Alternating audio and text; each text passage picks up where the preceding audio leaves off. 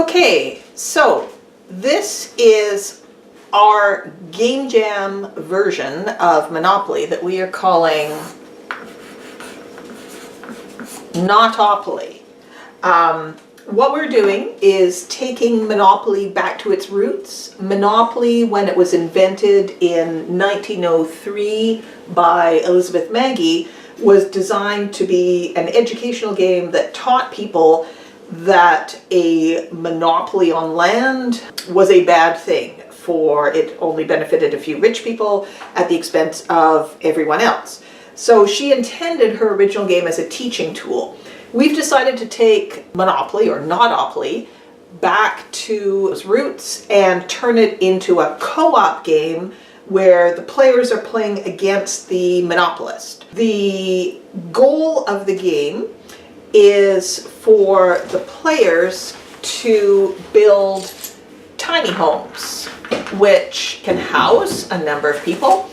And the goal for the monopolist, the way the players lose, is if the monopolist builds enough luxury condos. So you'll see that we've taken the board and redesigned it. Most of the spaces have been turned into blank spaces. We've only left the properties at the corners as starting spaces for zones of land. We've created these tiles that go down onto the board for additional properties, and the way the either side will win is if there's a zone of 4 properties. These tiles will go onto the board, and all of these properties are occupied either by luxury condos for the monopolist to win, or by tiny homes. So if this situation happens and the players don't deal with it by the end of a turn, the monopolist wins. If we succeed in building 4 tiny homes on each of the properties in a 4-property zone, then the players win. So, the way this game is set up, first of all, to create this game for yourself, you'd have to create these tiles. You would need 3 of each of the 8 colors. So we cut up an existing Monopoly board to make these. And you will also need a tile representing the police that goes there. And the police are going to move around the board arresting these, which are activists. We would prefer to have meeples, but for now we have little yellow cubes. So your tiles all go into the bag, and to set up the game, 1 luxury condo goes on each of the starting properties for the zone. Now, this can be a game for 4 players. If it's a 4-player game, each player gets 2 of these pieces that will be used to indicate what they want to do each turn. You'll place them on the board to indicate your choice of what you're doing. If it's a 2-player game, each player will get 4 of these discs to indicate what they're going to do. So we've set it up and it's ready to go. There are phases to this game.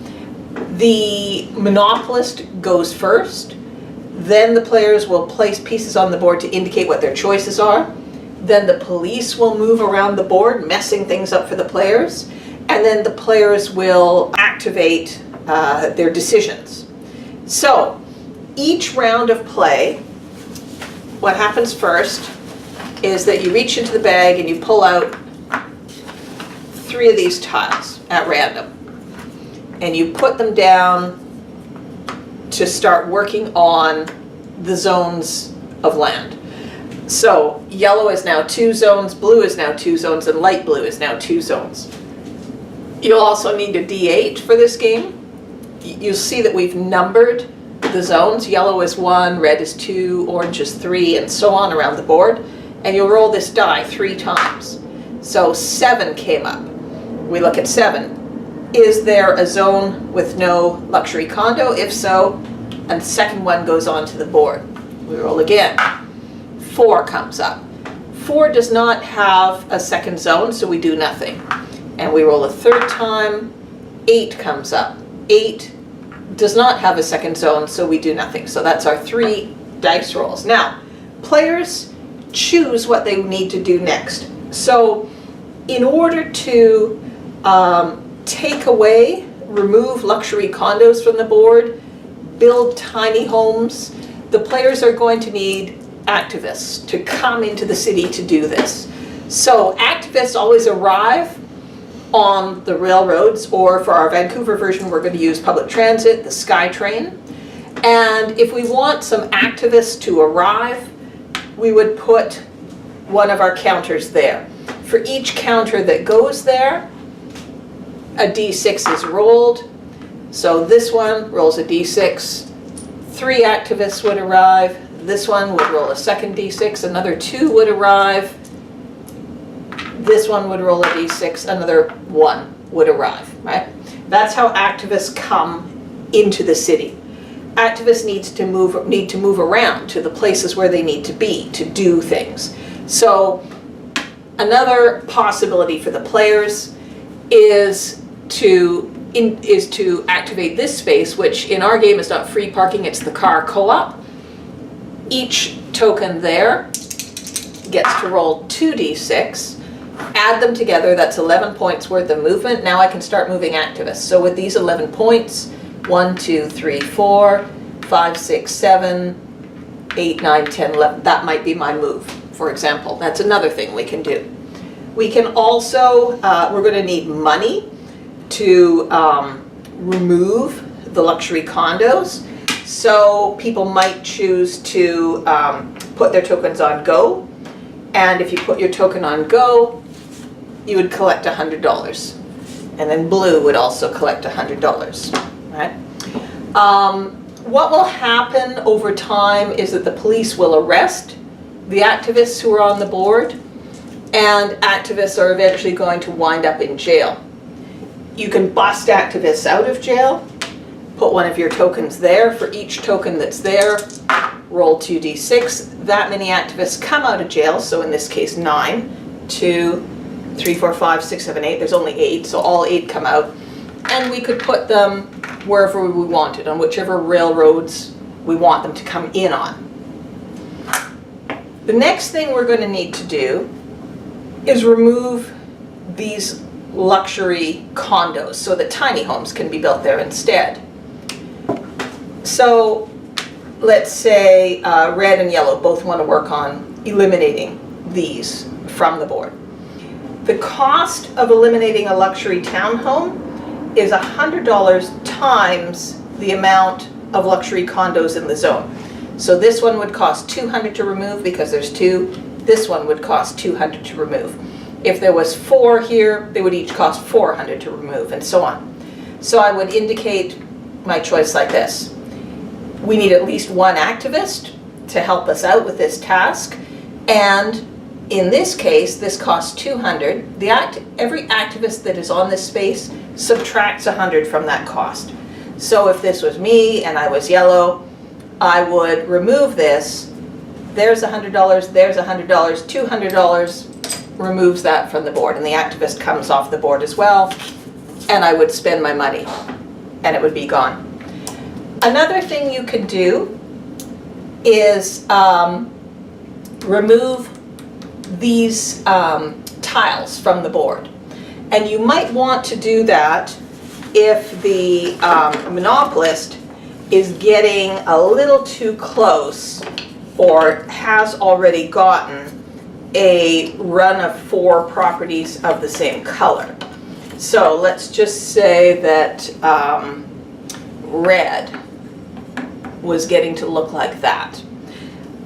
When there are 4 properties of the same color, a complete zone on the board, every turn the monopolist automatically gets to build another luxury condo for free over and above the 3 dice rolls. So we might not want that to happen over and over again. We might be getting a little worried about that. So to remove that from the board, any one of those, we need at least 3 tokens. So 2 or more players have to work together on that one. It could be 2 tokens from one player and 1 from another, or it could be 3 different players working together. That will remove this from the board. It'll go back into the bag, and now the monopolist doesn't have a block of 4 properties anymore. So that's another thing that we can do. And finally, to build tiny homes, what we're going to need to do is, by using our car co-op and moving activists around, get 4 activists onto a property that does not have a luxury condo on it. And a player goes there to help out. And when this resolves, these activists go away. They've done their job. They've put sweat equity into the little tiny homes, so we don't need any money. And there's 4 tiny homes on the property. They turn into that. Now, we haven't talked about the police yet. So the monopolist goes first. 3 properties out of the bag go down, possibly completing zones. 3 dice rolls are made, possibly popping down as many as 3 extra luxury condos. And then we would indicate our choices. Whatever, somebody might be spawning, somebody might be collecting money, somebody might be spawning, somebody might be moving activists around, somebody might be, a bunch of players might be working together to pull off a tile. Now, after we've made our decisions, but before we get to do any of the stuff we want to do, we roll a d6 and the police move around the board. Now let's just say, for example, we had some activists here, and maybe here, and so on. So the police move 2 spaces at a time, and they skip railroads. So this would look like 1, 2. The police move. All activists that they pass over or land on go to jail. That's how activists wind up in jail. Let's say it was later in the game, and we had, this was a different round of play. The police are about to move again. Now the police are going to move 3. They skip over the railway, but they still remove and send them to jail. 1, 2, 3. Uh-oh. Now, the red player who had intended to move activists around, the police shut that action down. Nothing can happen on a space that the police occupy. So that's the gist of the game. Players have to work together. There's a lot of talking that typically goes on, deciding what to do. You go over there and move activists, I'll bust people out of jail, we'll work together and get properties, built, and, tiles removed from the board. And so basically what we're trying to say with our game is what the original creator of Monopoly was trying to say, that consolidation of land in the hands of a few wealthy people who are just going to build luxury condos to house only a few people is a less desirable thing than,